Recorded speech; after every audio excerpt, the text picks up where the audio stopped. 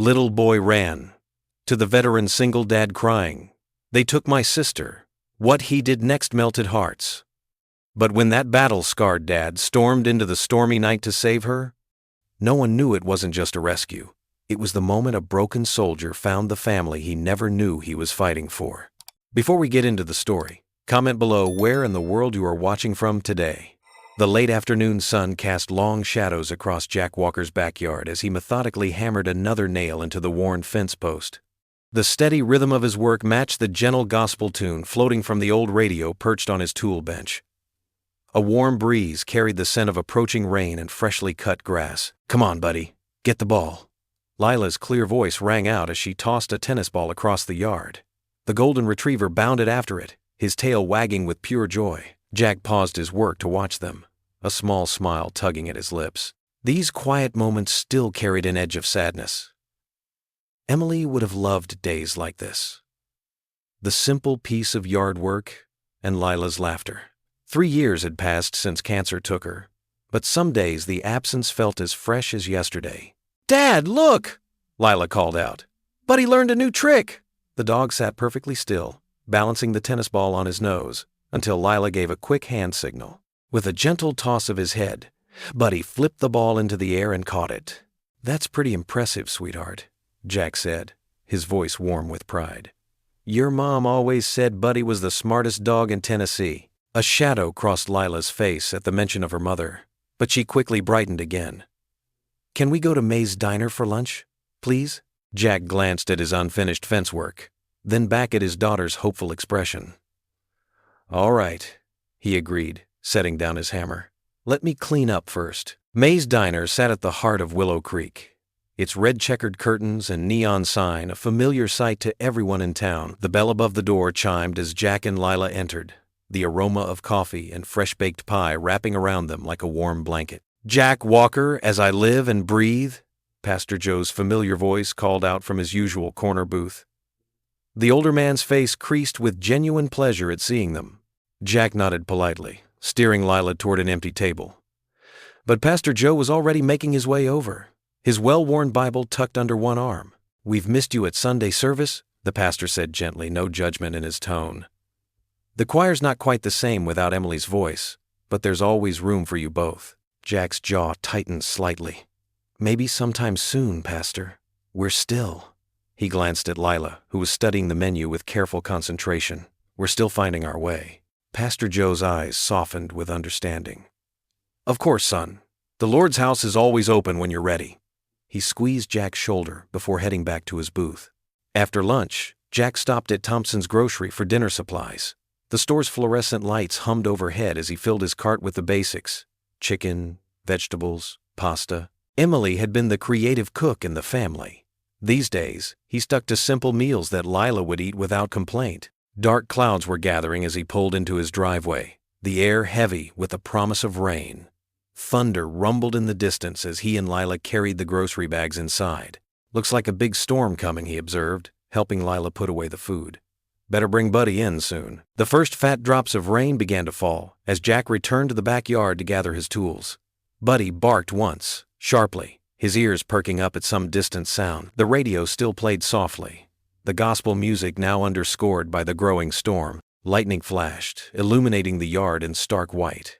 In that brief moment, Jack caught movement at the gate. Rapid, desperate footsteps approaching. His military instincts kicked in immediately, body tensing as he turned toward the sound. The gate burst open with a bang that was almost lost in the thunder.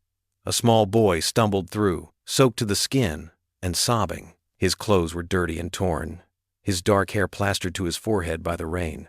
Terror radiated from every line of his small body. "They took my sister!" The boy's voice cracked with fear and exhaustion. Please help! Nobody else would listen." Jack dropped his hammer, moving quickly to kneel before the frightened child. Rain poured down around them as another flash of lightning split the sky. The boy couldn't have been more than 7 years old, and his whole body trembled, from cold, fear, or both. "Slow down, son," Jack said, keeping his voice steady and calm despite the urgency in his chest. "Who took your sister? When did this happen?" "2 men. In a truck," the boy choked out between sobs. "They grabbed Mia, just now, at the edge of town." His small hands clutched at Jack's shirt. "Everyone said I was lying, said I'm just a troublemaker. But I'm not lying. Please, you have to help her." Buddy had moved closer, whining softly and pressing against the boy's side. The dog's usual playful demeanor was replaced with protective concern, his warm presence seeming to offer some comfort to the distraught child. Thunder crashed overhead as Jack studied the boy's face. In those wide, frightened eyes, he saw something that struck deep into his heart. The pure trust of a child who had run out of options, who had somehow found his way to Jack's gate in desperate hope of finding help. Thunder cracked overhead as Jack guided the shivering boy through his kitchen door. Raindrops pelted the windows while Lila hurried to grab a thick blanket from the living room closet. "Here, sit down," Jack said softly, helping Ethan onto the worn leather couch. The boy's clothes were soaked through, his small frame trembling. Jack wrapped the blanket around his shoulders while Lila hovered nearby, her blue eyes wide with concern. "I'll get some hot chocolate," she whispered, already heading for the kitchen. Jack nodded, grateful for his daughter's intuitive kindness. "Take deep breaths," Jack instructed, kneeling in front of Ethan. The boy's teeth chattered, whether from cold or fear, Jack couldn't tell. "Can you tell me what happened?" Ethan's words came out in broken gasps. "My sister, Mia, we were at the park." He clutched the blanket tighter. "The gray truck! They grabbed her!" Lila returned with a steaming mug, careful as she handed it to Ethan. The boy's hands shook so badly that Jack had to help him hold it. "How long ago was this?" Jack asked, keeping his voice steady despite the alarm rising in his chest. "Just now. I ran." Ethan's lower lip quivered. "Nobody would help. They said we're just trouble. But Mia." Fresh tears spilled down his cheeks. Jack's jaw tightened. He knew how some folks in town viewed the foster kids, with suspicion and judgment rather than compassion. Standing up, he reached for the phone on the side table. "I'm calling someone who can help," he assured Ethan. His fingers punched in a familiar number. After 2 rings, a gruff voice answered. "Garrison here. Tom, it's Jack Walker. We've got a situation." Jack kept his voice low but urgent. "A young girl's been taken near the park. Gray pickup truck. Her brother's here with me now." There was a brief pause. "Details, Jack. Everything you've got." As Jack relayed what he knew, he watched Ethan sip the hot chocolate, Lila sitting close beside him. The boy's breathing had steadied somewhat, though fear still haunted his eyes. "I'm sending units out now," Tom said. "Stay put until—" "I'm going to drive around," Jack cut in. "The creek road, maybe. In this rain, a truck might leave tracks." "Jack," Tom's warning tone was clear. "You're not in the service anymore. Just going to look, Tom, that's all." Jack's voice left no room for argument.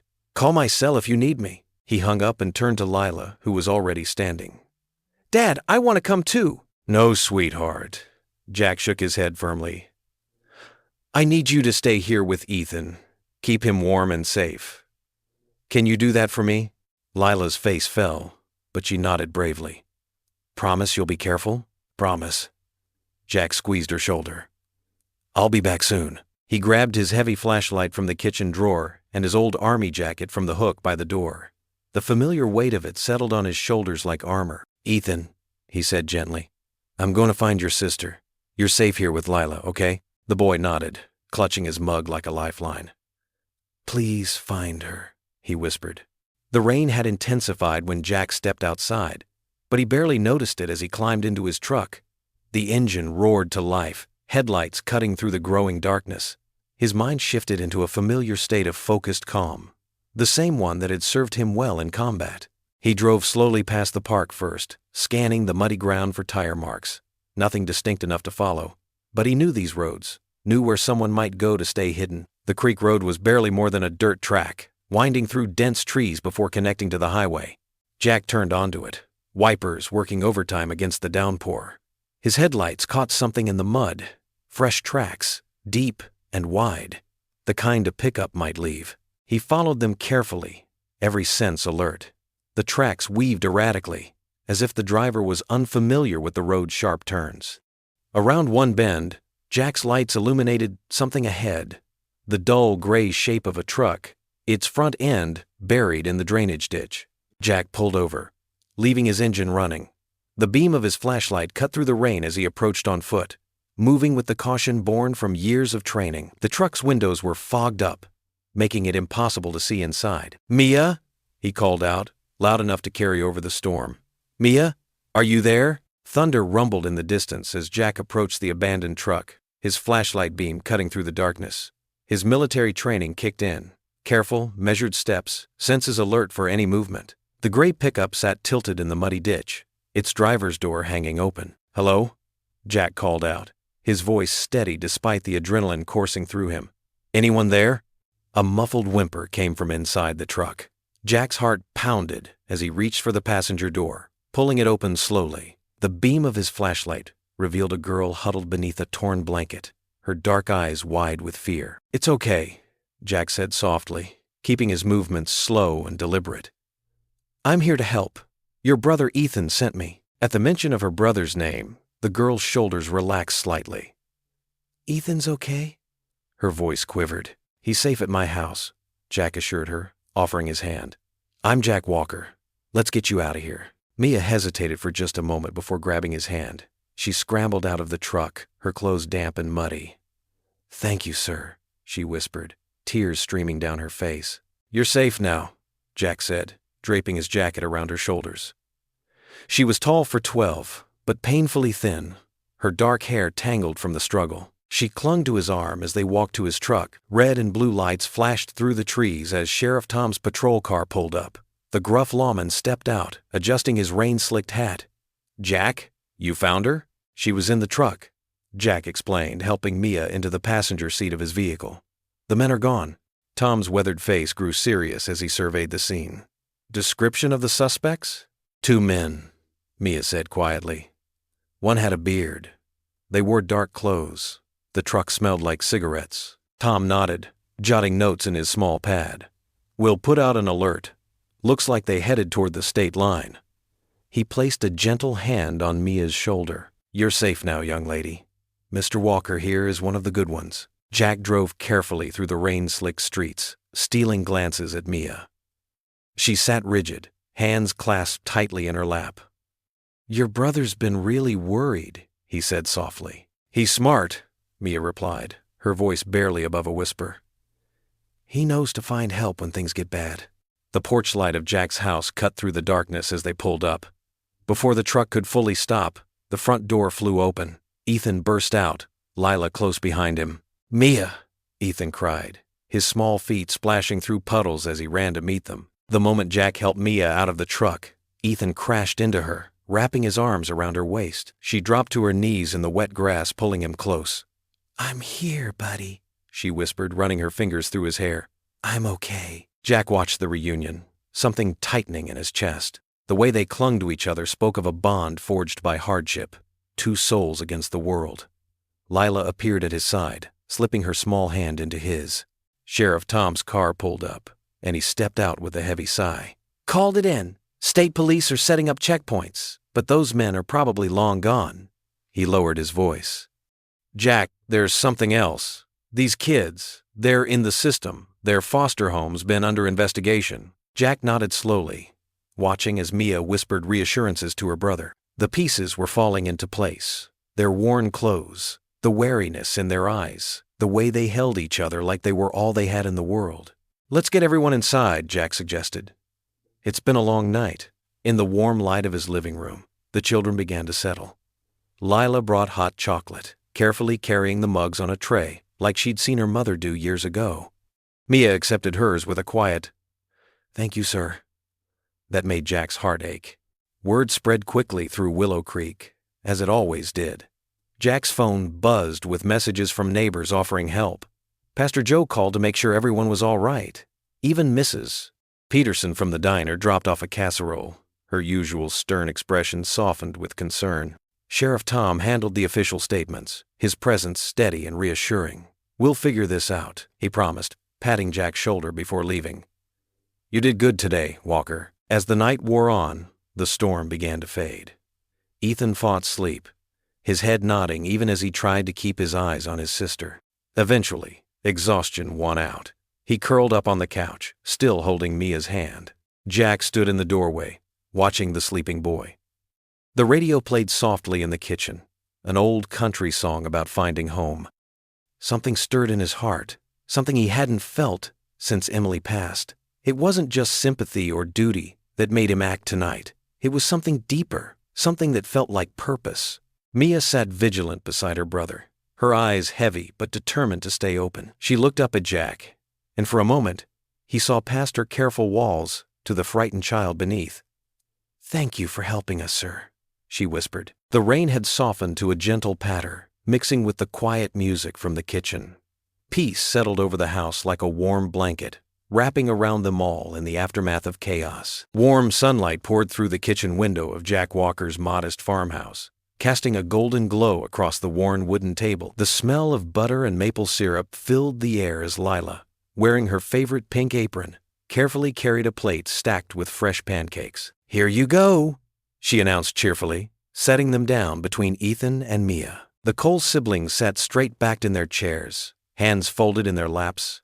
Their eyes darted between the steaming pancakes and Jack, who was leaning against the counter with his coffee mug. Neither child reached for the food. "Go ahead," Jack said softly.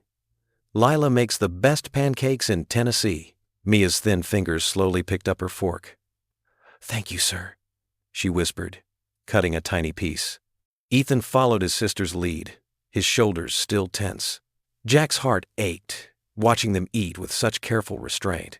These weren't children enjoying breakfast. These were kids who didn't know if this meal might be their last here. "Would you like some more milk?" Lila asked, already reaching for the pitcher. Her natural warmth seemed to ease some of the tension, especially when she sat down next to Mia with her own plate. "These are really good," Mia admitted after a few bites, offering Lila a small smile. Jack set his coffee down and picked up the kitchen phone. "I need to make a call," he said gently. "You kids keep eating." He dialed the number for child services, which he'd gotten from Sheriff Tom the night before. After 2 rings, a warm voice answered. "This is Miss Darlene Hayes." "Ma'am, this is Jack Walker.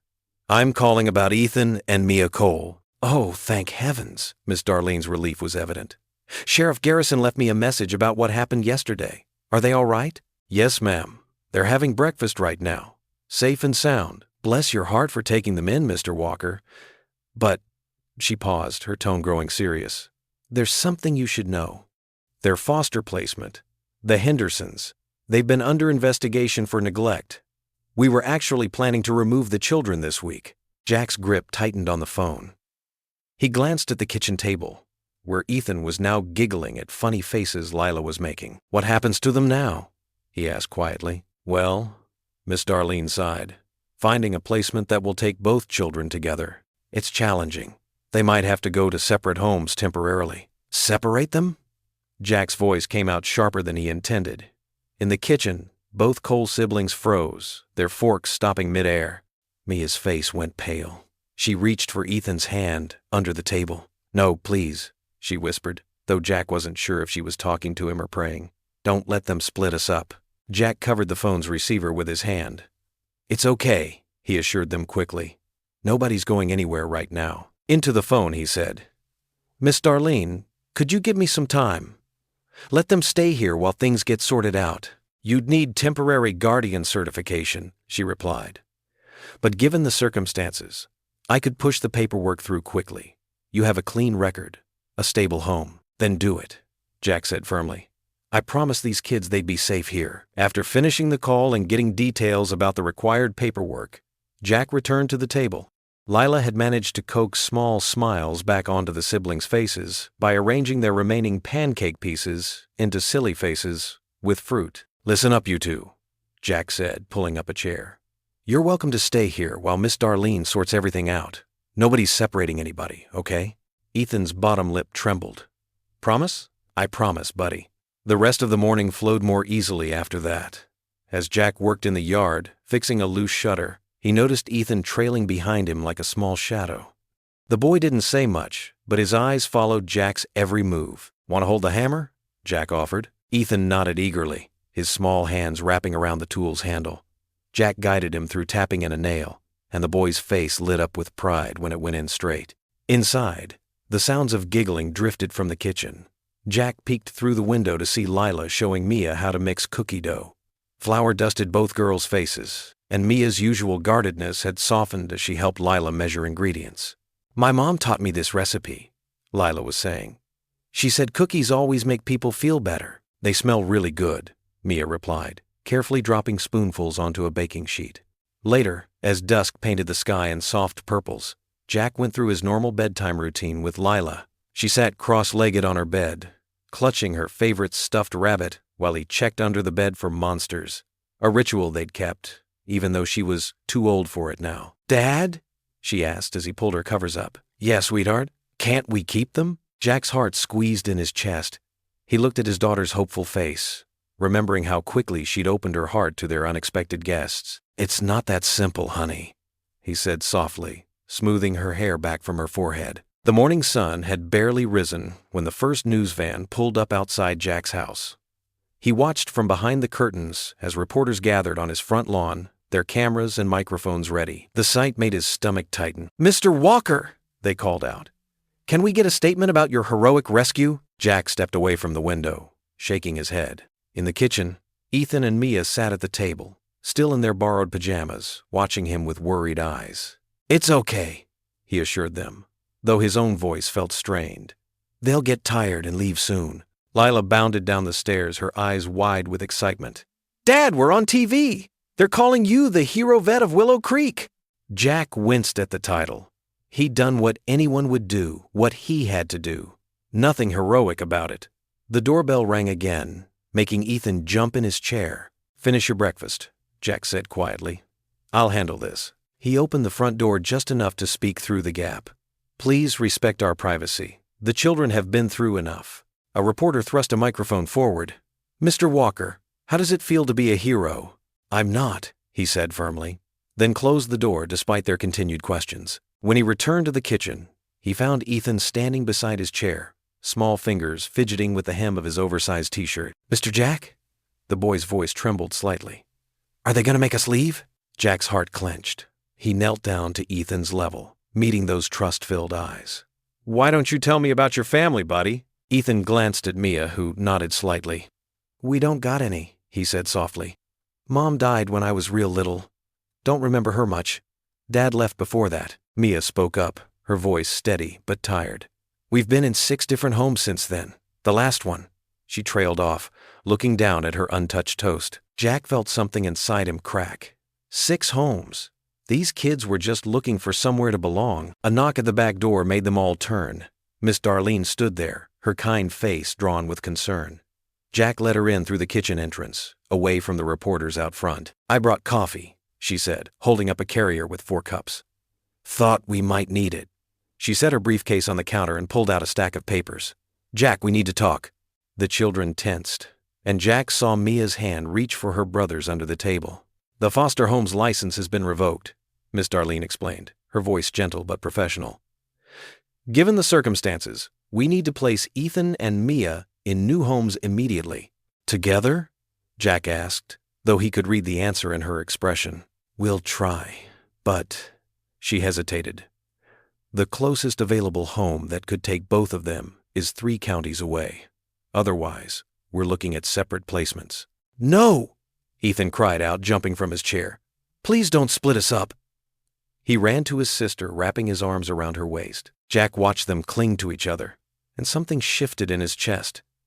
Before he could stop himself, he heard his own voice saying, "What about temporary custody?" Miss Darlene's eyebrows rose. "Jack, that's a complicated process. There are home studies, background checks, training courses." Another knock came from the back door. Sheriff Tom stood there, his badge glinting in the morning sunday. Jack let him in, grateful for the familiar face. "Saw the media circus out front," Tom said, nodding toward the house's other side. "Thought you might need backup." "Tom," Jack said, "what's involved in getting temporary custody?" The sheriff's weathered face softened as he looked at the children, then back at his old friend. "You've got the heart, Jack, but it'll take faith and patience. Lots of both." The rest of the morning passed in a blur of paperwork and conversations. Miss Darlene promised to start the process, but explained she'd still need to place the children temporarily while everything was processed. As the day faded into evening, Jack found himself standing in his bedroom, unable to sleep. Moonlight spilled across Emily's photo on his dresser. Her smile, frozen in time, seemed to hold all the answers he couldn't find. "What would you do, Em?" he whispered, touching the frame gently. From down the hall he could hear soft whispers from the guest room where Ethan and Mia slept. He walked quietly to their door, left slightly ajar at Ethan's request. The boy lay curled against his sister, both finally peaceful in sleep. Jack stood there, watching their gentle breathing, and felt the answers settle in his heart. Emily would have already opened their home without hesitation. She would have known, just as he now knew, that some things were worth fighting for. The county office building loomed gray and imposing against the morning sky. Jack Walker straightened his tie one last time before stepping through the heavy glass doors. The waiting room inside felt cramped and stuffy, filled with rows of hard plastic chairs and the quiet murmur of worried conversations. Jack found an empty seat between a young mother bouncing a fussy baby and an elderly man clutching a stack of wrinkled papers. The fluorescent lights hummed overhead, casting a harsh glow that made everyone look tired. A wall clock ticked away minutes that felt like hours. "Number 47, called a bored voice from behind the counter. Jack glanced at his paper slip. 62. He settled deeper into the uncomfortable chair, remembering Ethan and Mia's faces when he'd left that morning. They'd looked so scared, even with Lila promising to show them how to make her special chocolate chip cookies. "You sure about this, Dad?" Lila had asked as he headed out, her eyes wise beyond her 10 years. 2 hours crawled by. Jack watched people come and go, each with their own stories of need or hope or desperation. He thought about his military service, how waiting had been part of that life too. But this wait felt different, more important somehow. Number 62, Jack stood, his knees cracking slightly. The clerk directed him to office 2B, where Miss Porter waited. She was a thin woman with steel-rimmed glasses and perfectly styled gray hair. Her desk was immaculate, with files arranged in precise stacks. "Mr. Walker," she said, not looking up from her computer screen. "You're applying for temporary guardianship of Ethan and Mia Sanders?" "Yes, ma'am." She finally looked at him, her eyes sharp and assessing. "You're a single father? And a veteran?" "Yes, Gulf War medic. I've owned my home for 15 years, run my own handyman business." "Mr. Walker." Miss Porter folded her hands on the desk. "These children have experienced significant trauma. Their needs are complex. What makes you think you're qualified to handle this situation?" Jack sat straighter, keeping his voice steady. "Ma'am, I've treated wounded soldiers under fire. I've raised my daughter alone since my wife passed. I know about trauma, about healing. Those kids need stability and safety. I can provide that. And your own trauma? Your service record mentions PTSD. I've been in therapy. Still go sometimes. It's taught me a lot about coping, about helping others cope too." Jack pulled out letters from his folder. "I have references from Pastor Joe Matthews, Sheriff Tom Garrison, my daughter's teachers." Miss Porter accepted the papers with a slight frown. "Community support is good, but raising traumatized children requires more than good intentions." "I understand that. But right now, those kids need someone who won't give up on them. They need consistency, patience, and love. I can give them that." The questioning continued for another hour. Miss Porter probed every aspect of his life. His income, his home, his support system. Jack answered honestly, fighting to keep his growing frustration in check. Finally, she set down her pen. "The investigation process typically takes 4 to 6 weeks. We'll need home visits, background checks, character references." She paused, studying him. "However, given the circumstances and Sheriff Garrison's recommendation, the children can remain in your temporary care during the evaluation period." Relief flooded through Jack. "Thank you, ma'am." "Don't thank me yet, Mr. Walker. This is just the beginning. You'll need to attend parenting classes, schedule regular check-ins, and the children must start counseling." Jack nodded, accepting the thick stack of forms she handed him. His hand cramped as he signed paper after paper, but he didn't complain. Each signature was a step closer to keeping Ethan and Mia safe. The sun was setting by the time Jack pulled into his driveway. The house smelled of cookies and childhood laughter echoed from the kitchen. He found flour-dusted handprints on the counter and 3 grinning, messy faces. "Dad!" Lila called out. "Look what we made!" But it wasn't just the cookies they were excited about. Ethan and Mia stood nervously beside a large piece of construction paper. They'd drawn a house, his house, with 4 stick figures standing in front. Our family was written across the top in wobbly letters. "We used all the colors," Ethan said proudly, pointing to the rainbow arching over the house. Mia twisted her hands together. "Is it okay that we made it?" Jack's throat tightened as he studied the drawing. The stick figure, meant to be him, was extra tall, wearing what looked like a cape. Lila stood next to him, her yellow hair sticking straight out. Ethan and Mia had drawn themselves holding hands beside them. "It's perfect," he managed to say.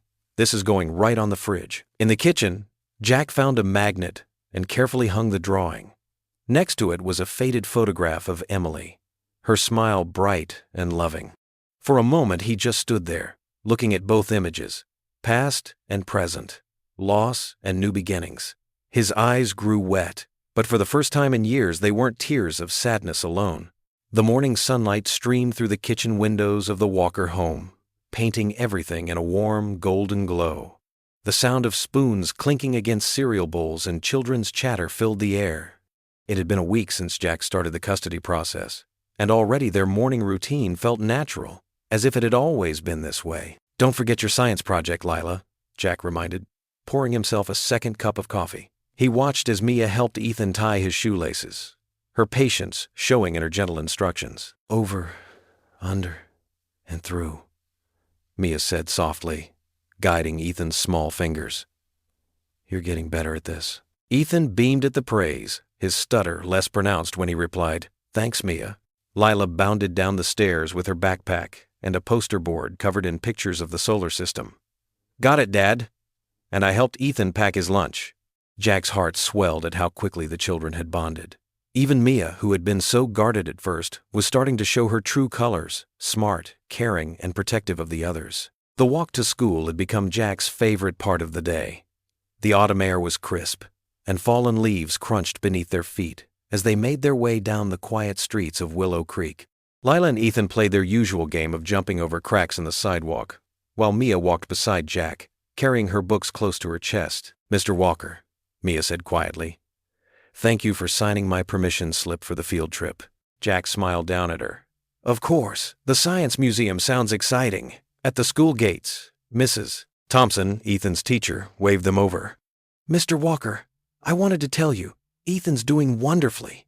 His reading has improved so much this week." Ethan ducked his head shyly, but Jack could see his proud smile. "And Mia," Mrs. Burton added, approaching from the playground, "your essay was excellent. Top marks." After saying goodbye to the children, Jack headed to the Veterans and Families Outreach Program building. The old brick structure had become a second home over the past few days. Inside, he found Tom, his old Army buddy, setting up chairs for the morning meeting. "Jack, just in time," Tom called out. "We've got some new families coming in today." Jack rolled up his sleeves and helped arrange the room. As other veterans and their families began arriving, he felt a familiar sense of purpose settling over him. Here, his experiences, even the painful ones, could help others. When a young veteran spoke about struggling to connect with his kids after deployment, Jack shared his own journey of learning to be present again. "Some days are harder than others," Jack admitted to the group, "but my daughter taught me that being there, really there, matters more than being perfect." The afternoon passed quickly, and soon it was time to pick up the kids. The walk home was filled with stories about their day. Lila's art project, Mia's perfect spelling test, and Ethan's breakthrough in reading group. After dinner, Jack sat with Ethan at the kitchen table, working through math problems. The boy's forehead wrinkled in concentration as he counted on his fingers. 7 plus 5, Ethan muttered. "Remember what we talked about?" Jack prompted gently. "Start with the bigger number in your head. 7, 8, 9, 10, 11, 12. Ethan's face lit up. "I did it!" "That you did, buddy." Jack ruffled his hair. "You know, this reminds me of when I was in the Army, teaching new medics how to count supplies quickly." "Tell us a story, please," Lila called from the living room, where she and Mia were reading. Jack leaned back in his chair, choosing his words carefully. "Well, there was this one time in Saudi Arabia when we had to count all our medical supplies in the dark because the power was out. We used flashlights, and ended up counting everything 3 times because Johnson kept getting distracted by desert lizards running across his boots. The children giggled, and Jack continued with more lighthearted tales, carefully avoiding the darker memories that sometimes haunted his dreams. Later that night, after helping Mia with her history homework and listening to Lila practice her reading, it was time for bed. "Sweet dreams, sweetheart," he said, tucking Lila in. In Mia and Ethan's room, he found Ethan already half asleep. "Good night, buddy." He turned to Mia, who was arranging her books for the next day. "Sleep well, Mia." "Good night, Jack," she replied, testing out his first name with a small smile. That night, like many others, Jack woke with a start, his heart racing from dreams of desert heat and exploding shells. But instead of the empty silence that used to greet him, he heard the peaceful breathing of 3 children down the hall. He got up quietly and walked to the porch, letting the cool night air calm his nerves. Fireflies danced in the yard, their gentle light blinking like stars brought down to earth. Jack watched them, remembering how Emily used to love these quiet moments. The ache of missing her was still there, but it felt different now, less sharp, more bittersweet. Looking up at the star-filled sky, Jack whispered, "Maybe this is what healing looks like." The breakfast crowd at Sally's diner buzzed with conversation, coffee cups clinking against saucers. Jack sat alone at the counter, picking at his scrambled eggs while snippets of whispered discussions floated around him. "Did you hear about those foster kids staying with Jack Walker?" Mrs. Peterson's voice carried from a nearby booth. "That poor man," someone replied. "He can barely take care of himself, let alone 2 more children." Jack's fork paused halfway to his mouth. He'd gotten used to being the subject of town gossip since Emily passed, but this was different. These whispers weren't about his grief anymore, they were about his ability to be a father. "I think it's wonderful," Sally chimed in as she refilled his coffee cup, loud enough for others to hear. Her gray hair was pulled back in its usual neat bun, her kind eyes meeting Jack's. "Those children need someone with a good heart." "Morning, Jack." Pastor Joe's familiar voice cut through the murmurs as he settled onto the stool next to him. "Don't let the chatter get to you. Small towns run on gossip like cars run on gas." Jack managed a small smile. "Some days it's harder to ignore than others." Before Pastor Joe could respond, the diner's bell chimed. Miss Porter walked in, her clipboard tucked under her arm. Jack's stomach tightened as she spotted him and made her way over. "Mr. Walker," she said, all business. "I'd like to do an unannounced home visit this morning if you're available." Jack nodded, reaching for his wallet. "Of course. Let me just settle up here." The drive home was quiet, Miss Porter's presence filling his truck with unspoken judgment. When they arrived, the house was empty. Lila had taken Ethan and Mia to the park down the street. Miss Porter's heels clicked against the hardwood floors as she inspected each room, making notes on her clipboard. In the kitchen, she paused by the medicine cabinet Jack had left open that morning. "These are prescription medications?" she asked, eyeing the orange bottle. "Yes, ma'am. For PTSD, from my time overseas." Jack's voice was steady, but his hands clenched at his sides. She made another note. "And how do you manage your symptoms around the children?" "I've been in therapy for years. The medications help. I've never had an episode that put anyone at risk." Miss Porter's pen scratched against paper. "Nevertheless, it's a concern that needs to be noted." After she left, Jack sat heavily on the porch steps, the weight of judgment pressed down on his shoulders until Pastor Joe's pickup truck pulled into the driveway. "Saw Miss Porter leaving," Pastor Joe said, settling beside him. "Thought you might need a friendly ear." Jack ran a hand over his face. "She saw my medications, the way she looked at me, like I was a bomb waiting to go off." "The Lord doesn't make mistakes, Jack," Pastor Joe said quietly. "He wouldn't bring those children into your life just to take them away. Sometimes the biggest tests of faith come right before the biggest blessings." Their conversation was interrupted by the sound of running feet. Ethan burst through the gate, tears streaming down his face. Behind him, Lila and Mia hurried to catch up. "They said you're crazy," Ethan sobbed, throwing himself into Jack's arms. "At the park, some ladies, they said you're not right in the head and they'll take us away again." Jack's heart clenched as he held the trembling boy. Lila and Mia stood nearby, their faces worried. Pastor Joe quietly excused himself, giving Jack's shoulder a supportive squeeze as he left. "Listen to me, buddy," Jack said, pulling back to look Ethan in the eye. "Sometimes people say mean things because they don't understand. But I promise you, you're safe here. All of you." "But what if they make us leave?" Ethan's voice was small, his hands clutching Jack's shirt. "Then we'll fight it together." Jack gathered all 3 children into a hug. "That's what families do." Later that night, the living room echoed with laughter. They sat around the coffee table playing Monopoly, pizza boxes empty beside them. Ethan had somehow managed to collect all the railroads, while Mia was building hotels with the shrewd planning of a future businesswoman. Lila kept landing on their properties, dramatically declaring bankruptcy each time. Jack leaned back in his armchair, watching them negotiate trades and count colorful money. The worry from earlier still lingered at the edges of his mind, but it was pushed aside by something stronger, something that felt a lot like love. Ethan's giggles filled the room as Lila landed on his railroad again. Mia helped him count out the rent money, their heads bent together over the board. The sight made Jack's chest tighten with emotion. These moments, these simple, precious moments, were healing something in all of them. Where there had been emptiness, now there was fullness. Where there had been silence, now there was laughter. Where there had been fear, love was slowly taking root. "Dad, it's your turn," Lila called, shaking the dice at him. Jack leaned forward, grinning. All right, but I warn you, I'm feeling lucky." The game continued, their joy filling every corner of the house that had once felt too big, too quiet. Outside, crickets chirped their evening song, and the Tennessee stars twinkled above their home, their sanctuary, where 4 healing hearts were slowly becoming whole again. Sunlight streamed through the stained glass windows of Willow Creek Baptist Church, casting rainbow patterns across the wooden pews. Jack sat with Lila, Ethan, and Mia in their Sunday best, the children fidgeting slightly as Pastor Joe stepped up to the pulpit. "Today, I want to talk about something special," Pastor Joe began, his warm voice filling the sanctuary.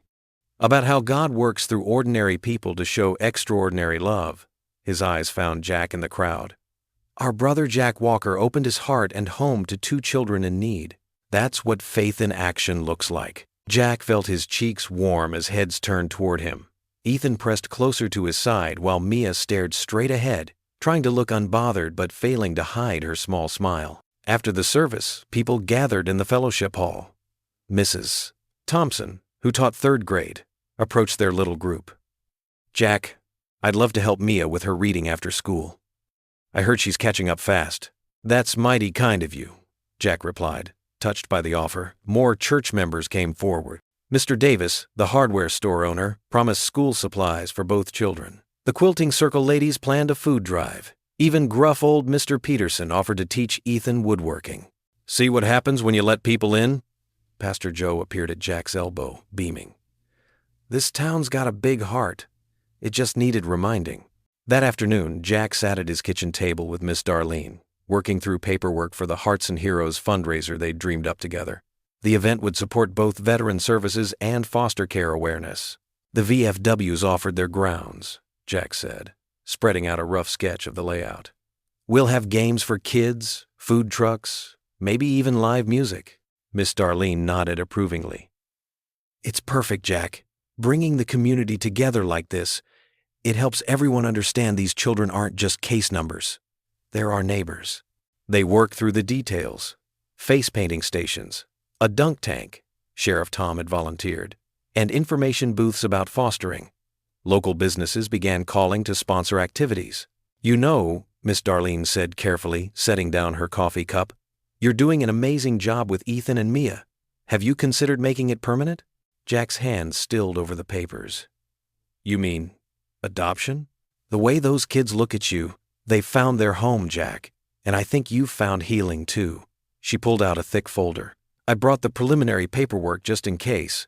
Through the kitchen window, Jack could see the children playing in the backyard. Lila was pushing Mia on the tire swing while Ethan threw a stick for Buddy. Their laughter carried on the warm afternoon breeze. "They deserve stability," Miss Darlene added softly. "And you deserve happiness?" Jack thought about how quiet the house had been before, how empty. Now it overflowed with homework papers, crayon drawings, and midnight conversations about bad dreams. It wasn't always easy, but it felt right. Later that evening, Jack sat on the porch steps, looking through the freshly printed flyers for the Hearts and Heroes Festival. The design was simple but meaningful, a heart wrapped in a military ribbon, with the words, "Building Bridges, creating family underneath. The setting sun painted the sky in soft pinks and purples, just like Emily had loved. A gentle breeze rustled the papers in his hands, and for the first time in years, Jack felt truly at peace with the path ahead. "Dad," Lila called from inside. "Ethan wants you to read him a story." Jack gathered up the flyers, his heart full. The community's support had given him something he thought he'd lost forever: the courage to love again. The morning sun painted Willow Creek's town square in shades of gold. Red, white, and blue bunting draped the gazebo, and handmade hearts and heroes signs fluttered in the gentle breeze. Jack Walker stood near the entrance, checking his watch and adjusting the collar of his pressed blue shirt. "Dad, can we set up our stand now?" Lila tugged at his sleeve, her eyes bright with excitement. Behind her, Ethan and Mia waited with a stack of paper cups and a huge pitcher of fresh lemonade. "Sure thing, sweetie." Jack helped them arrange their table near the shade of an old oak tree. Mia's neat handwriting decorated their sign: "Sweet and sour lemonade, $1. All proceeds help foster kids." People started trickling into the square, carrying lawn chairs and picnic blankets. Miss Darlene arrived early, wearing a flowery dress and carrying a box of homemade cookies. "These are for your stand," she said, winking at the kids. Sheriff Tom and his deputies set up the sound system while Pastor Joe helped arrange tables for the potluck lunch. The Veterans Association members, wearing their caps and pins, gathered near the gazebo, exchanging stories and warm handshakes with Jack. 25 cents, Ethan called out suddenly, his voice carrying across the square. "We should also do quarter cups for little kids." Mia ruffled his hair. "That's really thoughtful, buddy." She adjusted their sign, and Jack felt his chest tighten with pride. These kids, who'd had so little, were thinking about making things easier for others. The square filled quickly. Ladies from the church auxiliary brought pies and casseroles. Mr. Peterson, the hardware store owner, donated supplies for future home repairs. Even Miss Porter, the stern case officer, showed up, her usual frown softening as she watched the children work their lemonade stand. $1, Lila said cheerfully to each customer. "It's for a good cause." Ethan carefully counted change while Mia poured perfect portions. They worked like a well-oiled machine, and townspeople lined up just to see them in action. Many dropped extra dollars in their collection jar, praising their entrepreneurial spirit. By noon, the square was packed. The local radio station played country gospel, and the smell of barbecue filled the air. Jack watched as Ethan gave free cups to younger kids, his stutter barely noticeable as he chatted with his new friends. Mayor Thompson approached the microphone. "Folks, if I could have your attention." The crowd quieted. "I'd like to invite Jack Walker to say a few words." Jack hadn't planned to speak. He walked to the gazebo, his boots heavy on the wooden steps. Looking out at the sea of familiar faces, he cleared his throat. "I'm not much for speeches," he began, his voice rough with emotion. "But I want to thank you all for coming today. 3 weeks ago, I was just a broken man trying to raise my daughter alone. Then God sent 2 amazing kids running into my life." He glanced at Ethan and Mia, who stood clutching Lila's hands. "They taught me something important. Sometimes the biggest battles aren't fought overseas. They're fought right here, in our hearts, in choosing to love again, to trust again." The crowd grew still, hanging on his words. "This town showed me what community means. You didn't just help these children, you helped heal an old soldier's heart. And for that, I'm grateful." Applause erupted. Several veterans wiped their eyes. Miss Darlene beamed from her seat, and even Miss Porter nodded approvingly. The mayor returned to the microphone. "Jack Walker, you've shown us what it means to be a hero at home. The town council has voted to match all donations today, dollar for dollar." More cheers filled the square. People lined up to contribute, sharing stories about how Jack's example had touched their lives. The donation box filled steadily, and the children's lemonade stand ran dry 3 times. Then, as if heaven itself wanted to join the celebration, soft raindrops began to fall. Instead of running for cover, Lila kicked off her shoes. "Come on!" she called to Ethan and Mia. They followed suit, splashing in the growing puddles. Other children joined them, their laughter mixing with the pitter-patter of rain. Parents watched, smiling, no one making a move to leave. Jack stood at the edge of the gazebo, watching his children dance. Mia's guard had dropped completely. She spun in circles, her dark hair sparkling with raindrops. Ethan jumped from puddle to puddle, his face lifted to the sky in pure joy. "Go on," Miss Darlene nudged him. "They're waiting for you." Something broke free in Jack's chest. He stepped into the rain, and 3 pairs of arms immediately wrapped around him. For the first time since Emily's passing, laughter bubbled up from deep within him. Real, uninhibited joy. They danced together in the warm summer rain, their bare feet splashing in puddles. Jack lifted Ethan onto his shoulders, spun Mia around, and caught Lila as she jumped into his arms. His laughter joined theirs, filling the square with its music. The rain fell softly, blessing their impromptu celebration. Townsfolk watched from beneath umbrellas and awnings, witnessing the transformation of a family. The old Jack Walker, the quiet, broken veteran, washed away in the cleansing rain, replaced by a man rediscovering the simple pleasure of playing with his children. The morning light filtered through Jack's kitchen window, catching dust motes in its golden beams. Ethan sat at the table, tongue poking out in concentration as he worked on his math homework. Mia helped Lila arrange fresh-cut flowers in a mason jar, daisies they'd picked from the backyard that morning. The scene was so perfect it made Jack's heart ache with gratitude. The sharp knock at the door shattered their peaceful morning. Miss Porter stood on the porch, her usually stern expression even more severe. Behind her, 2 officials from Child Services waited by their government car. "Mr. Walker, may we come in?" Her voice carried a weight that made Jack's stomach clench. He led them to the living room, where the children gathered instinctively close to him. Buddy, sensing the tension, pressed against Ethan's leg. "I'm afraid I have difficult news." Miss Porter opened her briefcase, pulling out official-looking documents. Raymond Cole, Ethan and Mia's biological father, was released from prison last week. He's filed for custody. The words hit Jack like a physical blow. Mia's face went pale, and Ethan's small hand gripped Jack's shirt. "That's impossible," Jack said, his voice hoarse. "They said there were no living relatives who could claim them." "Mr. Cole's rights were never officially terminated," Miss Porter explained. "By law, we have to consider his petition, and until the hearing." She paused, her eyes showing a flash of genuine sympathy. "The children need to be placed in temporary state care." "No!" Ethan's cry pierced the room. "You can't take us. Jack promised." Mia stood perfectly still, her face a mask of resignation that broke Jack's heart. She'd been through this before, too many times. "There has to be another way," Jack argued, rising to his feet. "I've filed for adoption. They're doing well here. They're happy." "I understand, Mr. Walker, but the law is clear.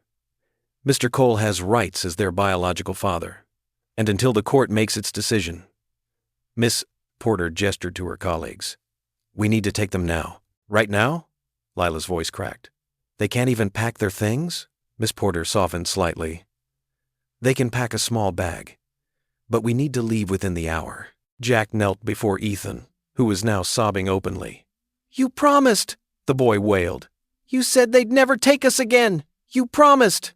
Each word was like a knife in Jack's chest. "I know, buddy, I'm so sorry." His voice rough with emotion, he pulled Ethan close. "But I'm not giving up, you hear me? I'm going to fight for you both." Mia moved mechanically, helping Ethan pack while tears streamed silently down her face. Lila followed them around, adding small gifts to their bags. Her favorite hair ribbon for Mia, her lucky marble for Ethan. The hour passed too quickly. Outside, thunder rumbled ominously, and rain began to fall, just like the day Ethan had first run into Jack's yard. "Please," Jack tried one last time, addressing Miss Porter. "Let me at least appeal this. They shouldn't have to leave before we can present our case." "I'm sorry, Mr. Walker. The hearing is scheduled for next week. Until then, this is how it has to be." The children's small bags were loaded into the car. Ethan clung to Jack's neck, his whole body shaking with sobs. "Don't let them take us, please, please." Jack held him tight, his own tears falling now. "I love you, buddy. Both of you. Remember that. This isn't goodbye forever." Mia stepped forward last, her composure finally breaking. She threw her arms around Jack's waist. "Thank you," she whispered, "for showing us what a real dad is like." The rain fell harder as the officials gently guided the children into the car. Lila pressed against Jack's side, crying openly as they watched their family being torn apart. Through the car's back window, Ethan's face appeared, his small hand pressed against the glass. Mia held him close, her own expression haunted and lost. Jack stood on his porch, the rain soaking through his clothes, as the car pulled away. The sound of Ethan's last desperate cry, "Jack!" echoed in his ears, long after the taillights had disappeared into the gathering dusk. He remained there, motionless, as the storm raged around him. The empty house behind him felt like a mockery of the joy it had held just hours before.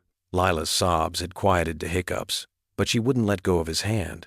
The rain poured down, mixing with his tears as darkness settled over Willow Creek. The porch light cast a weak glow that couldn't reach the shadows now filling Jack's heart. He stood guard in the growing night, as if by sheer will he could bring them back, make this nightmare untrue. But the driveway remained empty, and the only sound was the steady drumming of rain on the roof. Nature's own lament for promises broken and hearts torn apart. The late afternoon sun cast long shadows across Jack Walker's backyard, where he stood hammering the same fence post he'd fixed 3 days ago. Each strike echoed through the empty yard, filling the void left by children's laughter. Inside the house, dishes from an untouched lunch sat cold on the kitchen counter. Lila watched from the kitchen window, her young face creased with worry. Her father hadn't eaten more than a few bites since Miss Porter took Ethan and Mia away. The house felt wrong without them, too quiet, too still, like a church after everyone had gone home. The hollow thud of the hammer continued as Jack worked, his movements mechanical. Sweat darkened his shirt despite the cool autumn air. He'd been at it for hours, though the fence didn't really need fixing. But staying busy kept his mind from wandering to places he couldn't bear to go. A flash of memory hit him. Emily sitting in her hospital bed, pale but smiling, her hand cool in his as she whispered, "Promise me you'll keep your heart open, Jack." He'd nodded, not knowing then how hard that promise would be to keep. The hammer slipped, striking his thumb.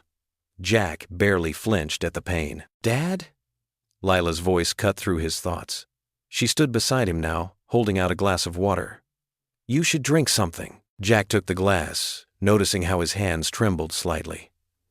"Thanks, sweetheart. You missed lunch again," she said softly, her eyes full of understanding beyond her years. "And breakfast." He managed a weak smile. "Just not very hungry." Lila touched his arm, the gesture so like her mother it made his chest tighten. "Remember what Mom always said? God doesn't give us more than we can handle." The memory crashed over him like a wave. Emily had said those exact words when they lost their second baby, and again when the doctors diagnosed her cancer. She'd held on to her faith until the very end, while his had crumbled like autumn leaves. "Dad?" Lila continued, her voice gentle but firm. "Maybe God sent Ethan and Mia to us for a reason. Not just for them, but for us too." Jack stopped working, really looking at his daughter for the first time in days. She'd grown so much in the past few years, carrying pieces of Emily in her smile, her kindness, her unwavering faith. "When did you get so wise?" he asked, pulling her into a hug. "Mom," she answered simply. Another memory surfaced, Emily in their garden, pregnant with Lila, telling him that sometimes love means fighting for what matters, even when you're scared, even when it hurts. Jack put down his hammer. "I need to see Pastor Joe." 20 minutes later, he pulled into the church parking lot. The evening light painted the white steeple orange and gold. Pastor Joe was tending the small prayer garden, his weathered hands gentle among the flowers. "Jack," the pastor greeted him warmly, brushing dirt from his knees as he stood. "I've been praying for you." They sat on a wooden bench beneath an old oak tree. Jack's words came slowly at first. Then, in a rush, his fear of losing Ethan and Mia, of failing them like he felt he'd failed Emily, of not being strong enough to face another loss. Pastor Joe listened quietly, nodding occasionally. When Jack finished, the older man was silent for a long moment. "You know," he finally said, "faith isn't about never doubting or hurting. It's about taking one more step even when the path seems dark. Sometimes it means fighting hardest when hope feels farthest away." "But what if I fight and still lose them?" Jack's voice cracked. "Then you'll know you did everything you could," Pastor Joe replied. "But Jack, remember this. God's plans often look like chaos before they reveal themselves as blessing. Those children need someone willing to fight for them, The pastor's words stirred something in Jack's chest, a familiar sense of purpose he hadn't felt since his military days.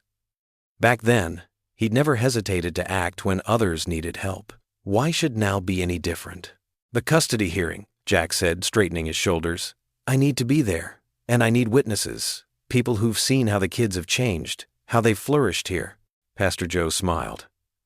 The whole town has seen it, Jack. You just say the word, and they'll stand with you. Driving home, Jack felt something he hadn't in days. Hope, small but steady, like a candle flame in the dark. He thought of Ethan's nightmares easing, of Mia's growing confidence, of Lila's joy in having siblings. They were worth fighting for. That night, after Lila went to bed, Jack knelt beside his own bed for the first time since Emily died. The position felt foreign, yet somehow right. His whispered words filled the darkness. If this is your plan, Lord, help me see it through. Dawn crept through the curtains of Jack Walker's bedroom as he stood before the mirror, carefully dragging the razor across his jaw. Steam from his hot shower still fogged the edges of the glass, but his reflection was clear enough. Tired eyes, a few more gray hairs than he remembered, and determination etched into every line of his face. He patted his face dry with a towel and reached for the shoe polish on his dresser. Sitting on the edge of his bed, he worked the black paste into his old service shoes with slow, deliberate strokes. The familiar ritual brought back memories of early mornings in the Gulf, preparing for inspection.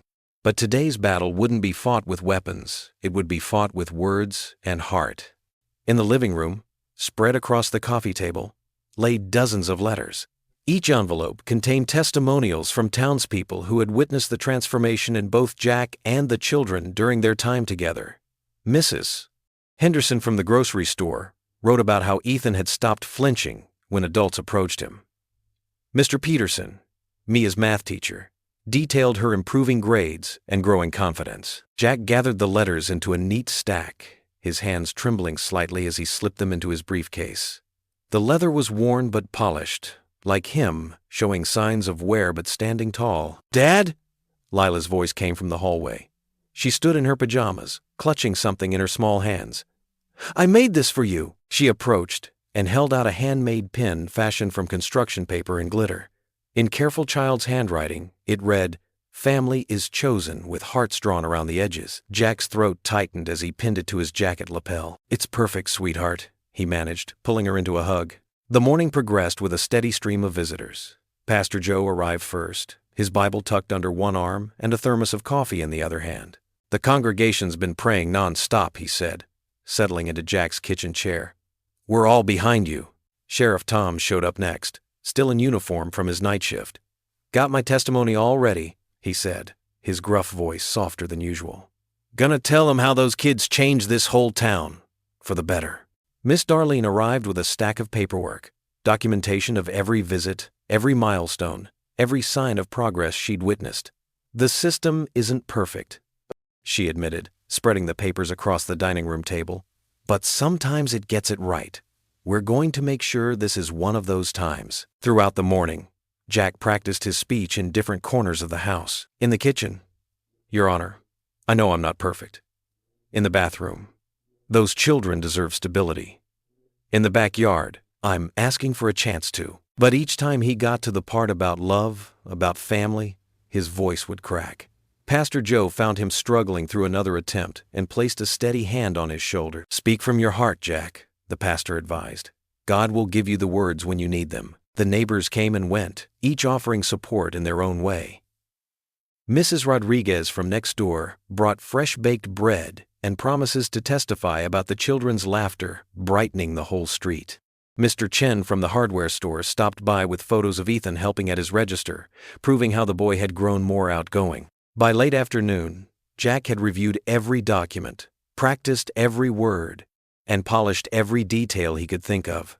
Still, anxiety gnawed at his stomach. He wandered from room to room, straightening pictures, adjusting cushions, trying to keep his hands busy.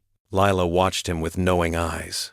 "Dad," she said finally, "can we pray?" They knelt together in the living room, joined by Pastor Joe, who had stayed to offer support. One by one, others who had come to help joined the circle: Miss Darlene, Sheriff Tom, neighbors who'd stopped by. Their voices merged in quiet supplication, asking for guidance, for wisdom, for the chance to keep their makeshift family whole. As evening settled over the house, the visitors gradually departed with promises to see him at the courthouse tomorrow. Jack found himself alone at the dining room table, the space around him too vast, too quiet. 6 chairs stood empty, 2 for him and Lila, 2 for Ethan and Mia, and 2 that had always remained vacant since Emily passed, as if waiting for something, or someone. His fingers traced the grain of the wooden table, remembering breakfast chaos and dinner prayers, homework sessions and art projects. The empty chairs seemed to whisper of possibilities, of future family meals, of growing up together, of healing old wounds with new love. The handmade pin on his lapel caught the last light of day, its glitter sparkling like hope. Jack touched it gently, feeling the slight roughness of dried glue under his fingertips. In that moment, surrounded by empty chairs but filled with purpose, he understood exactly what he was fighting for. The county courthouse loomed over Jack like a giant made of brick and judgment. Morning sunlight glinted off its weathered windows, but inside, the air felt thick with worry. Jack adjusted his tie for the 10th time as he walked through the heavy wooden doors, his footsteps echoing in the marble hallway. Lila squeezed his hand. "It's okay, Dad. You look perfect." The courtroom doors opened to reveal rows of wooden benches filled with familiar faces from Willow Creek. Pastor Joe nodded from the front row, and Sheriff Tom tipped his hat. But Jack's eyes fixed immediately on Ethan and Mia, sitting small and scared beside their caseworker, Miss Porter. Ethan wore a button-up shirt that seemed a size too big, his hair combed neatly to one side. Mia had on a blue dress Jack recognized from their time together, the one she'd worn to church.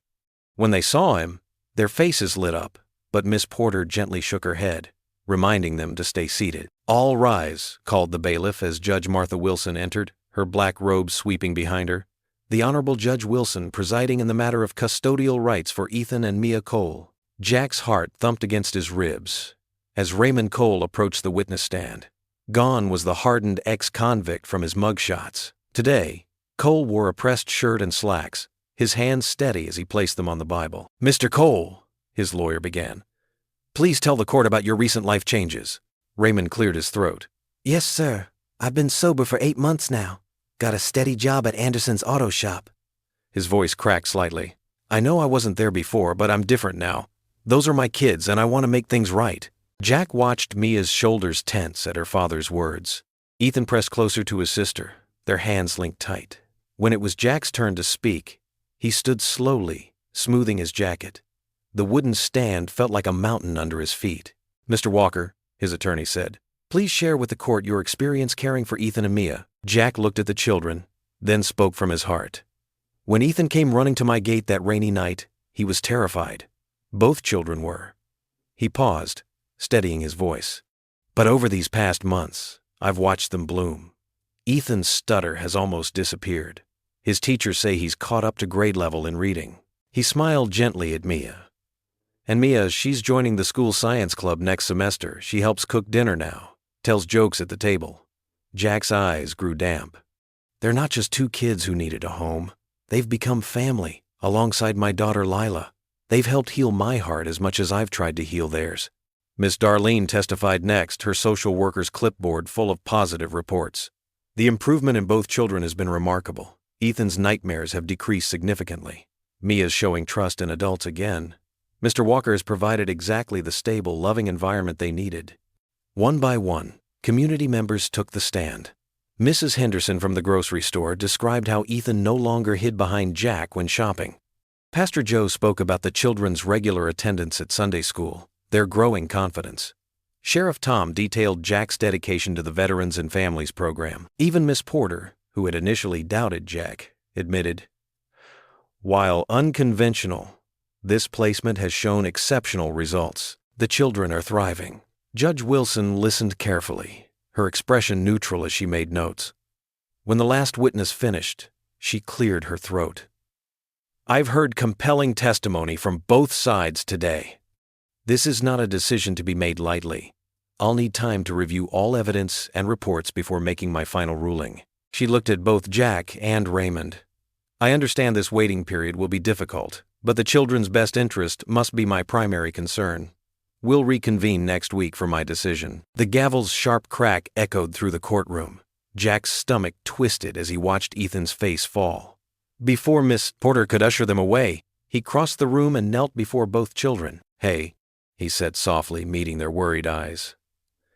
"I need you to remember something important." He gently squeezed their shoulders. "No matter what happens, you're never alone again." Mia's lip trembled. Ethan launched himself forward, wrapping his arms around Jack's neck. For a precious moment, Jack held them both, breathing in the scent of discount shampoo and hope, while the courthouse bustled around them. Miss Darlene touched his shoulder gently. "Time to go, kids." Jack watched them walk away, Ethan looking back over his shoulder until they disappeared through the heavy doors. Lila slipped her hand into his. "You did good, Dad," she whispered. The morning sun still streamed through the courthouse windows, but now it felt less like judgment and more like a prayer, one that would have to be enough until next week's answer. The late afternoon sun streamed through Jack's kitchen window, catching dust motes in its golden rays. He stood at the sink, washing dishes from lunch, when a familiar knock echoed through the house. Miss Darlene Hayes waited on his porch, her weathered face bearing an expression he couldn't quite read. "Jack," she said warmly as he opened the door. "May I come in?" He gestured her inside, noticing how she clutched her worn leather briefcase a little tighter than usual. His stomach tightened. He groaned to recognize when social workers had big news. "Coffee?" he offered, already reaching for a mug. "Please." She settled at his kitchen table, the same spot where she'd first discussed the children's case with him months ago. "I have something important to tell you, Jack. Something good." He paused mid-pour, the coffee pot hovering above her cup. "Good?" "Raymond Cole came to see me yesterday." She accepted the steaming mug with a gentle smile. "He's withdrawing his custody claim." The words hit Jack like a physical force. He sank into the chair across from her, his hands gripping the edge of the table. "What?" he said. Miss Darlene's eyes softened. "He said he saw what real love looked like in that courtroom. The way you spoke about Ethan and Mia, how the whole town showed up to support them," it opened his eyes. Jack stared at his own untouched coffee, watching ripples dance across its surface. "Just like that? He wants to meet with you," she continued. "Asked if you'd join him at Betty's Diner tomorrow, at 2. Said he has something he needs to tell you in person." The next day found Jack pulling into the diner's gravel parking lot, his truck's tires crunching over loose stones. Betty's hadn't changed in 20 years. Same faded blue awning, same neon open sign flickering in the window. Through the glass, he could see Raymond Cole already seated in a booth near the back. Jack's feet felt heavy as he walked inside.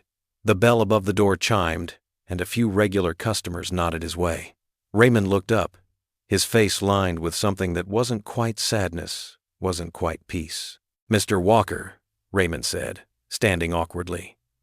He extended a calloused hand. "Thank you for coming." Jack shook it briefly before sliding into the opposite bench. Betty herself brought over 2 cups of coffee, without being asked, tactfully retreating to give them privacy. Raymond stirred 3 sugars into his cup, the spoon clinking against ceramic.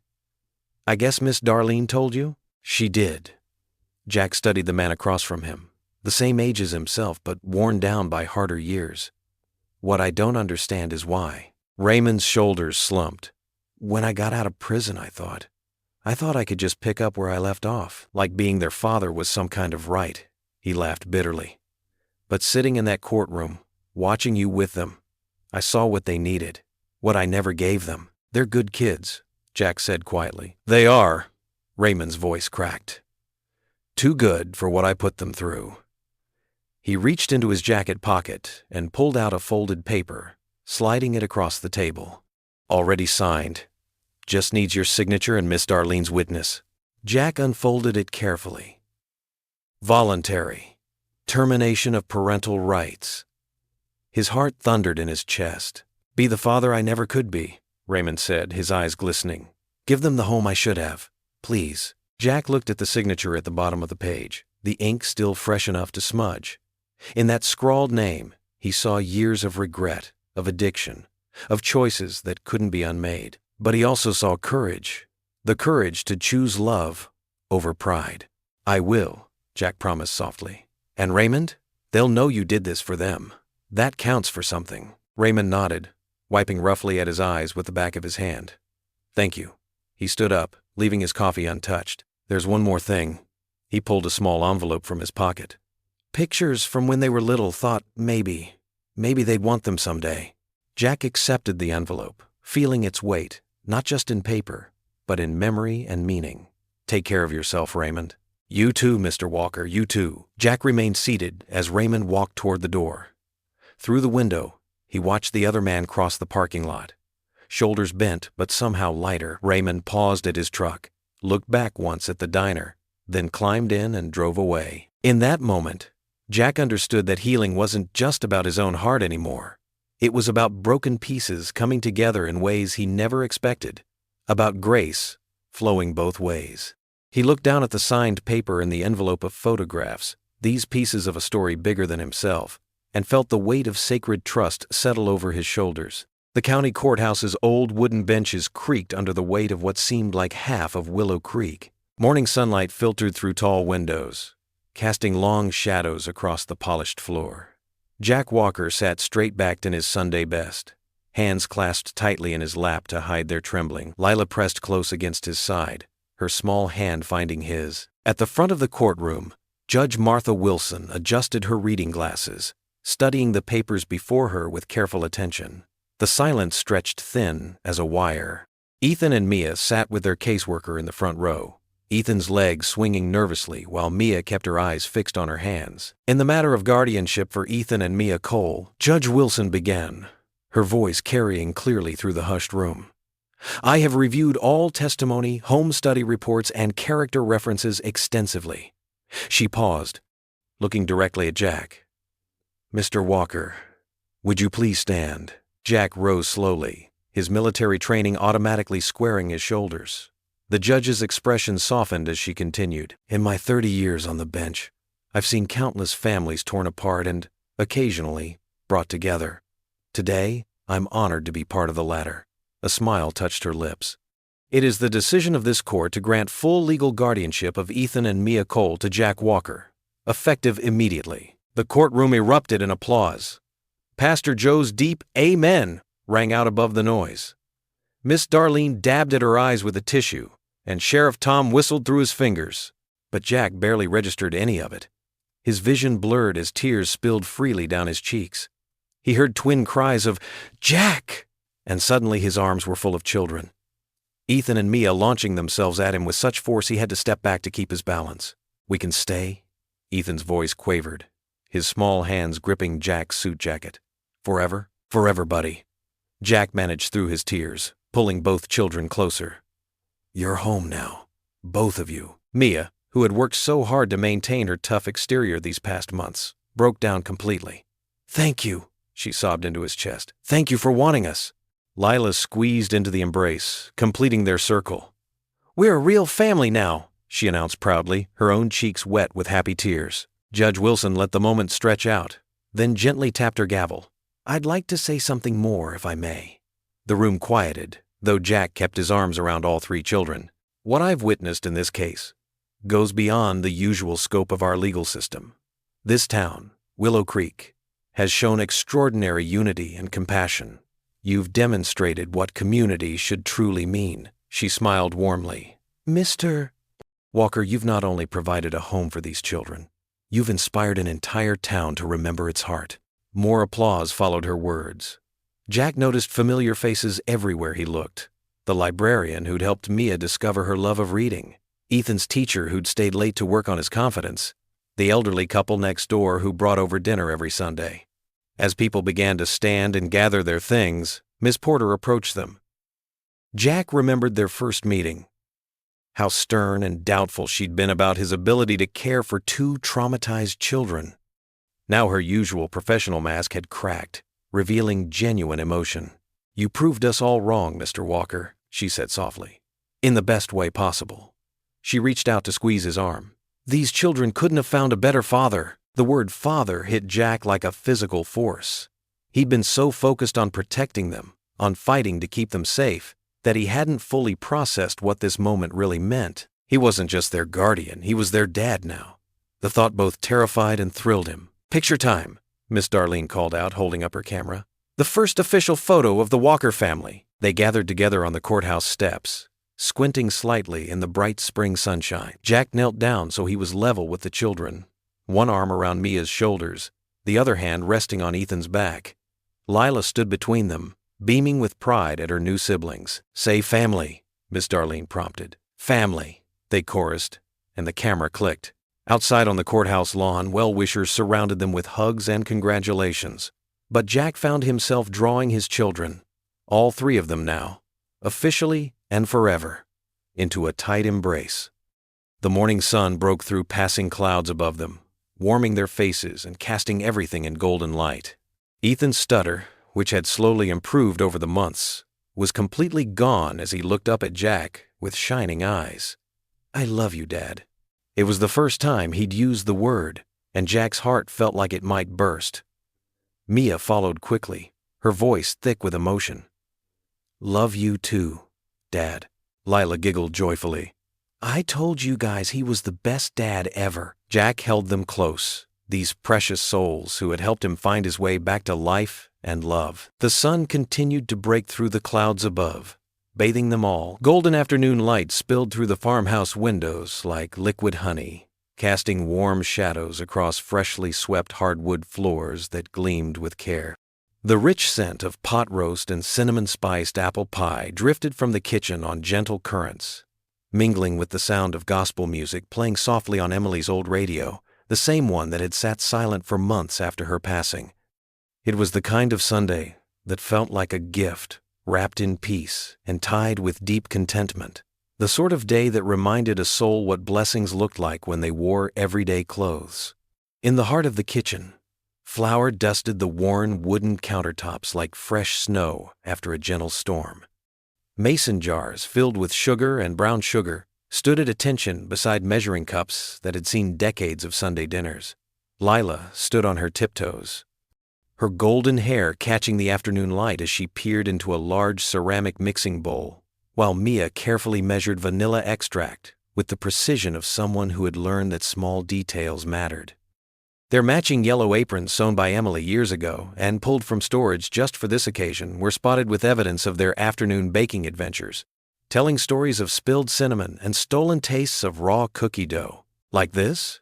Mia asked, her voice soft but confident as she crimped the edge of the pie crust with careful, deliberate fingers. The golden dough yielded beneath her touch, forming perfect little waves that would brown to perfection in the oven. "Perfect!" Lila beamed, her face lighting up with the kind of joy that could chase away any shadow. Mama's recipe said to make it look like waves on the ocean. "Yours is even prettier than mine," was the first time I tried. Mia's shoulders straightened at the praise, a small but genuine smile tugging at the corners of her lips, the same smile that had been so rare when she first arrived, guarded and suspicious of kindness. These moments in the kitchen had become their special ritual over the past few months, a sacred way of keeping Emily's memory alive while building something entirely new together. The recipe cards, stained with years of use and written in Emily's careful cursive, had become bridges between past and present, between grief and hope. Outside, beyond the screen door that let in the sweet evening breeze, the steady rhythm of hammering echoed across the sprawling yard where wildflowers grew in happy chaos. Jack and Ethan worked side by side at the wooden fence, the very same fence where their extraordinary story had begun on that rain-soaked evening so many months ago.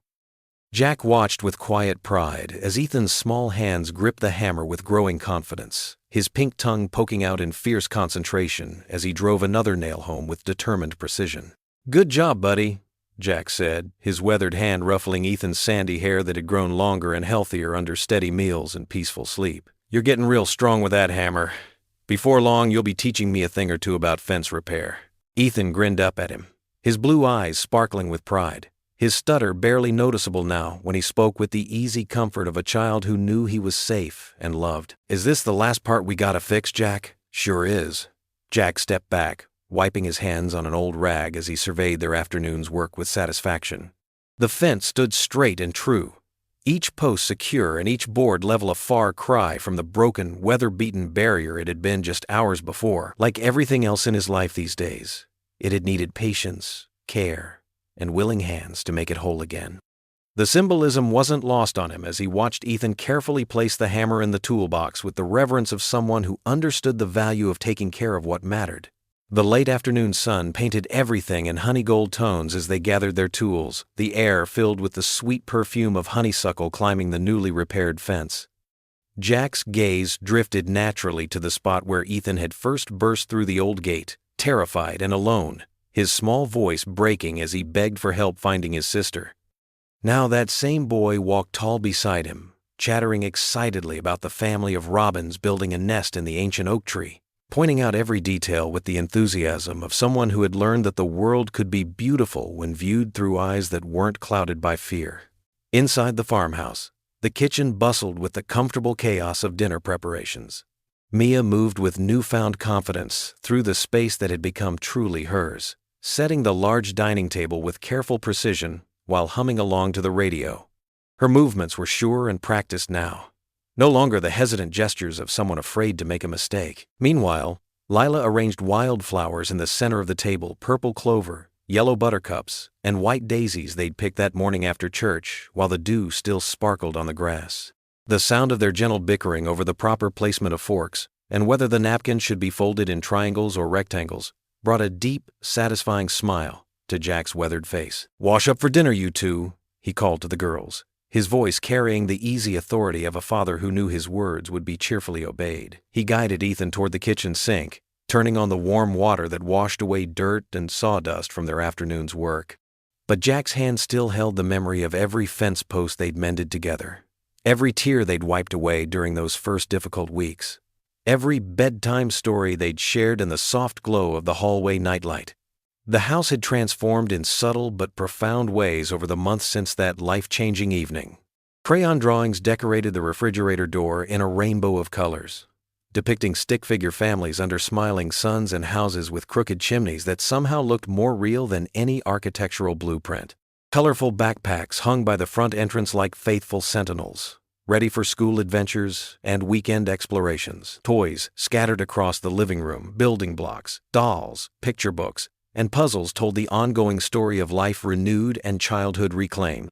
Photos both old and new lined the walls in mismatched frames, creating a gallery of love that spanned decades. Emily's gentle smile, watching over them all, like a guardian angel, blessing this unexpected path their lives had taken with her eternal approval. As they settled around the dining table that had once felt too large for just Jack and Lila, the rich aroma of pot roast filled the air with promises of comfort and nourishment. Sunshine streamed through windows that sparkled from Mia's dedicated cleaning earlier that day, casting patterns of light and shadow across the worn wooden table that had witnessed so many family gatherings over the years. Jack looked at each precious face gathered around him. Lila, her mother's infinite kindness shining in her bright eyes and gentle smile. Mia, finally allowing herself to truly belong, her defenses lowered enough to laugh freely and speak her mind. Ethan, no longer jumping at sudden movements or flinching at raised voices, his small frame relaxed and secure in the knowledge that he was home. Their hands joined naturally around the table, forming an unbroken circle of connection that seemed to pulse with shared love and gratitude. Jack's throat tightened with emotion as he bowed his head, overwhelmed by the magnitude of grace that had brought them all together.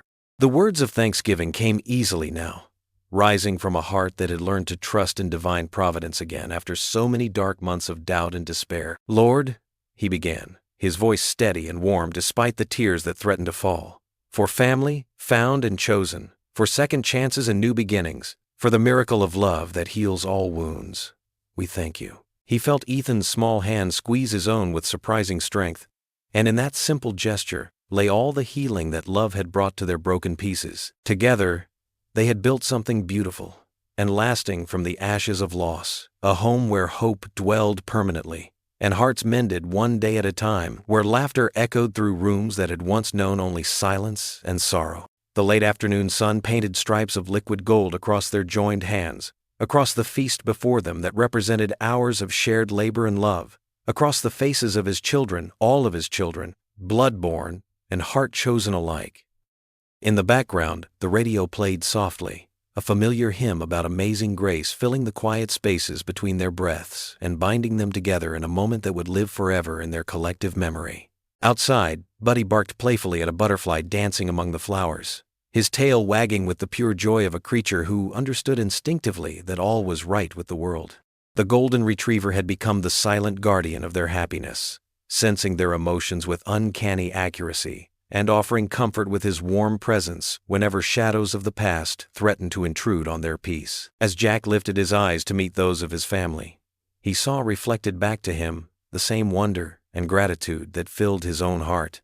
This was what redemption looked like. He realized not a single moment of dramatic transformation, but 1,000 small moments of choosing love over fear, hope over despair, togetherness over isolation.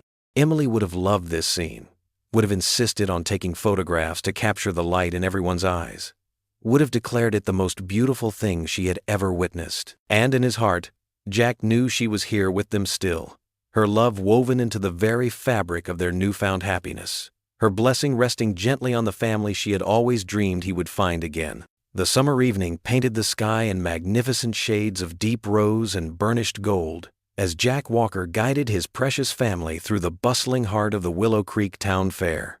Hundreds of twinkling white lights crisscrossed overhead like fallen stars, casting a warm, magical glow on the happy faces of neighbors and friends below. The rich scent of spun cotton candy and buttery grilled corn wafted through the humid Tennessee air, mixing with the cheerful sounds of fiddles and guitars from the wooden bandstand where the local bluegrass band played their hearts out. "Look, Dad." Lila tugged insistently at Jack's cotton sleeve, her bright eyes sparkling with excitement as she pointed toward the colorful ring toss booth decorated with red, white, and blue bunting. "Can we try that one? Please? I've been practicing my aim all week." Ethan clutched Jack's other hand with both of his small ones, his soft brown eyes wide with pure wonder at the carnival games, stretching endlessly before them, like a child's dream come to life. The bright flashing lights from the game booths reflected in his glasses, and Jack noticed how the boy's shoulders had relaxed completely, no longer hunched with fear or uncertainty. Mia walked gracefully alongside them, more at peace and relaxed than Jack had ever seen her in all these months together.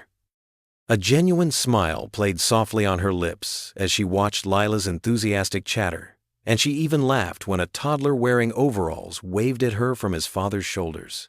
"Jack Walker." Sheriff Tom's booming, jovial voice carried clearly over the cheerful crowd. He approached with purposeful strides, his wife Sarah at his side, both of them beaming with genuine warmth and pride. "These must be the famous kids I keep hearing so much about around town." Jack nodded slowly, deep pride warming his chest like sunshine after a long winter. "You already know my Lila, of course, and these beautiful souls are Mia and Ethan. Your daddy's quite the hero around these parts," Sarah said gently, kneeling down gracefully to meet Ethan's curious eyes at his own level. The boy pressed closer to Jack's strong leg but managed a shy, sweet smile that made Sarah's heart melt completely. As they made their unhurried way through the bustling fair, weaving between families and groups of teenagers, more townspeople stopped to greet them with genuine affection. Miss Darlene waved enthusiastically from behind the church-bake sale booth, her kind face glowing with motherly pride. Pastor Joe paused his animated conversation with the mayor to shake Jack's hand firmly, his eyes twinkling with the special joy that comes from watching God's plan unfold. Each warm interaction carried the same unspoken message that filled Jack's heart to overflowing. "You did good, Jack. You brought these precious children home where they belong." "Can I try the ball throw?" Ethan asked quietly, his voice gaining confidence as he pointed toward the game where other children were attempting to knock down pyramid-stacked milk bottles with well-worn baseballs.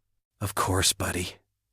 Jack led them carefully to the booth, reaching into his wallet to pay for 3 tries, while the operator, a friendly teenager with a genuine smile, handed Ethan 3 scuffed baseballs. Jack watched with patient love as Ethan's first throw fell disappointingly short of the target, rolling harmlessly across the wooden counter. His second went wide to the right, missing completely. "Here, son." Jack knelt beside him on one knee, gently adjusting Ethan's small grip on the ball with the same careful attention he'd once used to teach wounded soldiers. "Just like we've been practicing throwing in our backyard after dinner, remember? Nice and steady, breathe out slow." Ethan's pink tongue poked out slightly in fierce concentration, just like Lila's did when she worked on her homework. He drew back his thin arm with careful deliberation and released the ball with perfect form that made Jack's chest swell with fatherly pride. The baseball struck the bottles dead center with a satisfying crash, sending them clattering loudly to the ground in a shower of victory. "You did it, Ethan!" Mia cheered with pure sisterly joy, jumping up and down while her dark hair bounced around her shoulders. Lila clapped excitedly beside her, both girls beaming as if their little brother had just won the World Series. The teenage booth operator grinned widely and handed Ethan a small silver medal attached to a bright blue ribbon. "Here you go, champ. That was some real nice throwing." Ethan stared at the shiny medal for a long, thoughtful moment, turning it over in his small hands as if it were made of pure gold. Then he slowly turned to face Jack, his young face serious and filled with an emotion far beyond his 7 years. His small fingers trembled slightly as he held the precious medal out toward his father. "This is for you, Dad," he said, his voice soft but absolutely sure and steady. "For saving us, for making us a real family." The entire bustling world seemed to pause and hold its breath. Jack felt warm tears spring immediately to his eyes as he knelt carefully in front of his son. Yes, his son now, in every way that truly mattered in this life. Ethan's upturned face held such pure, unconditional love and complete trust that Jack's battle-scarred heart threatened to burst wide open with overwhelming gratitude. "Come here, my brave boy," Jack whispered, his voice thick with emotion as he pulled Ethan into the tightest, most loving hug of his entire life. He felt Mia and Lila immediately join their embrace without hesitation, their family circle finally complete and unbreakable. In that perfect moment, surrounded by the sounds of laughter and music, Jack felt Emily's presence as clearly as if she were standing right beside them, blessing this beautiful new chapter of their lives.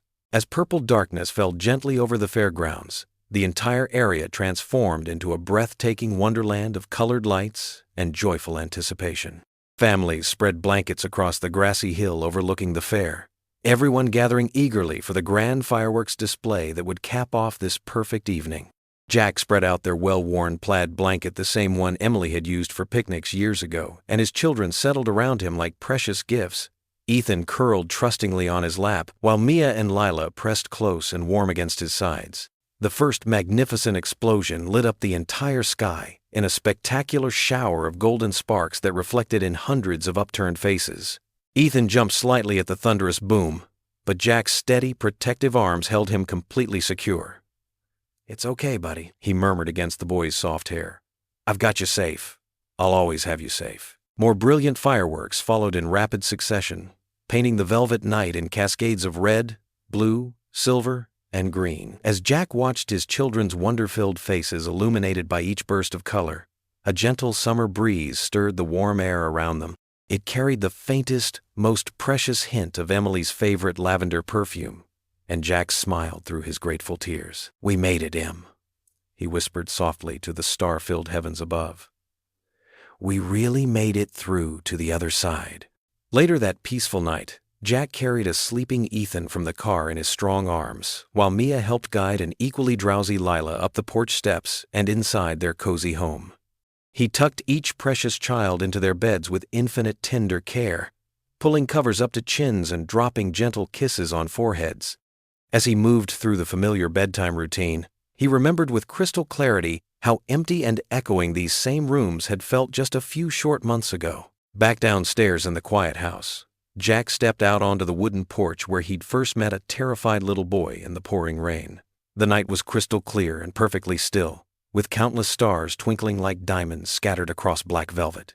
From inside the house came the soft, precious sounds of his sleeping family, peaceful breathing, the occasional gentle creak of a settling bed, Buddy's contented snoring from his spot at the foot of Ethan's bed. All the beautiful, ordinary noises of a home truly filled with unconditional love.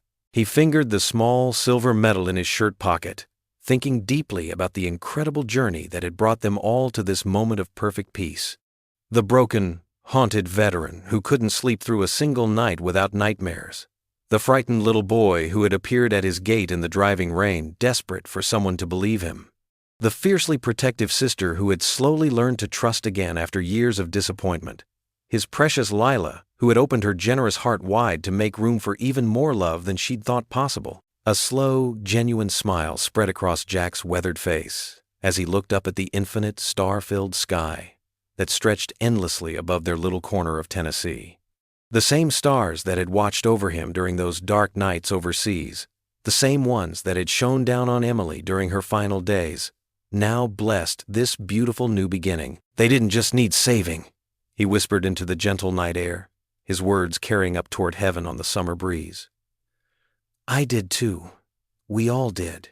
The porch light flickered softly in the peaceful darkness, a steady, unwavering beacon of faith, family, and the endless, miraculous power of love to heal even the deepest wounds and create something beautiful from the broken pieces of life.